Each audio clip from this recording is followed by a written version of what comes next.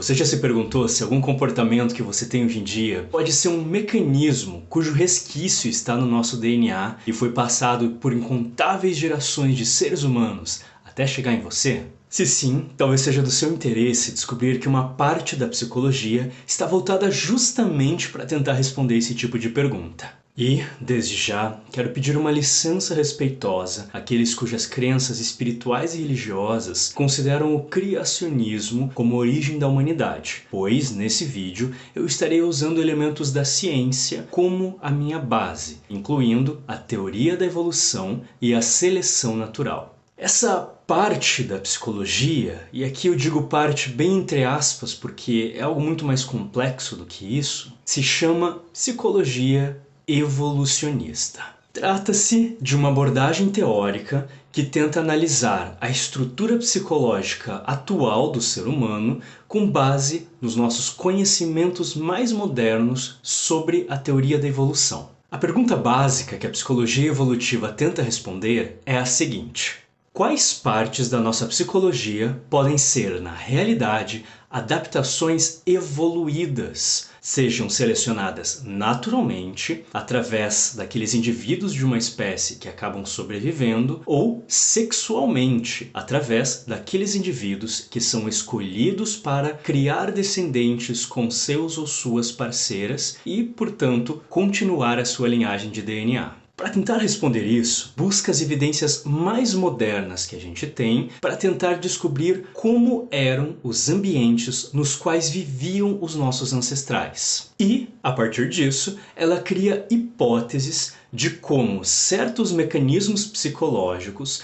foram adaptações para tentar lidar com as pressões desse ambiente e ajudar a nossa espécie a sobreviver ao longo das eras. É uma abordagem muito semelhante a uma mais conhecida chamada biologia evolutiva, que tenta fazer o mesmo tipo de inferência, só que com outros processos fisiológicos e órgãos de diversos seres vivos, incluindo, claro, os seres humanos. As hipóteses que temos até hoje são maravilhosas, mas quero fazer aqui duas ressalvas. A primeira é que se tratam de hipóteses criadas a partir das evidências que nós temos e não de certezas absolutas. Se nós descobrirmos uma nova evidência que acabe contrariando uma hipótese que nós temos, ela precisa ser atualizada. E se alguém, baseado nas mesmas evidências, criar com criatividade uma outra hipótese que contraria uma atual, essas hipóteses podem sim conviver dentro da psicologia evolutiva, até que, provavelmente,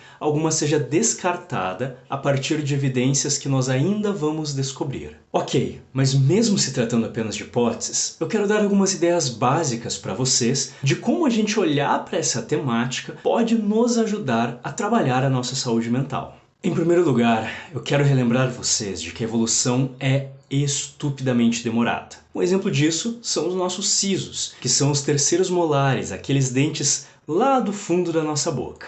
Muitas pessoas têm eles bonitinhos na boca. Outras, como eu, tiveram que arrancar os 4 porque eles estavam causando um caminhão de problemas. Mas já há até um terceiro grupo de seres humanos que nasce sem nunca desenvolver esses dentes. Ao analisar os fósseis dos nossos ancestrais, nós conseguimos compreender que isso se deve a um encurtamento da nossa mandíbula, que vem ocorrendo há muito, mas muito tempo na nossa evolução. Consegue entender, a partir desse exemplo, como essas modificações são lentas e demoradas e vão atingindo pouco a pouco diferentes parcelas de uma espécie, até que essas mutações se tornem a norma? Mas e agora, como que isso se aplica à psicologia? O ponto que eu quero apresentar para vocês hoje e que eu quero discutir muito no futuro é o seguinte: na maior parte da história da humanidade, 95% segundo os nossos cálculos, nós não havíamos desenvolvido agricultura, ou seja,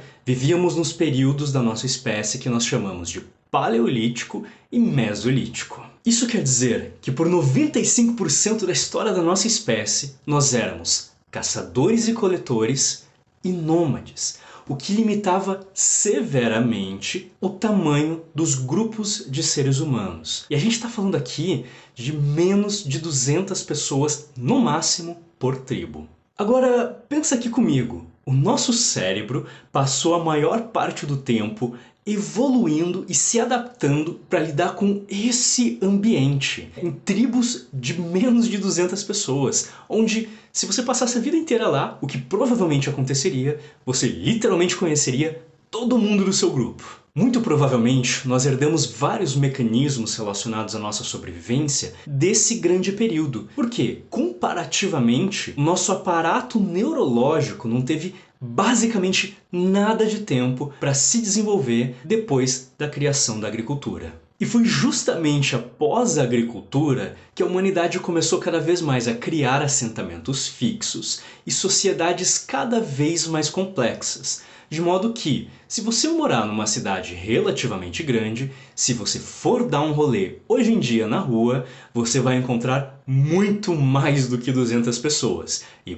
provavelmente você não vai saber o nome de nenhuma delas. E isso que eu nem toquei no assunto de como que a complexificação da nossa sociedade e das tecnologias que nós criamos mudou completamente a nossa relação enquanto humanidade com o nosso ambiente que nos cerca e, obviamente, com os perigos dele provenientes. E se você acha que o cérebro ainda não teve realmente tempo de se adaptar a tudo isso, você acertou na mosca. Imagina só o tanto de mecanismo desadaptado à nossa realidade atual o nosso cérebro, a nossa mente, utiliza no nosso dia a dia. Mas isso é literalmente só o começo da história. Eu estou muito animado para poder começar a compartilhar com você mais hipóteses que nós temos para melhorar ainda mais a nossa relação com a nossa saúde mental. Mas esses já são outros temas para outros vídeos aqui.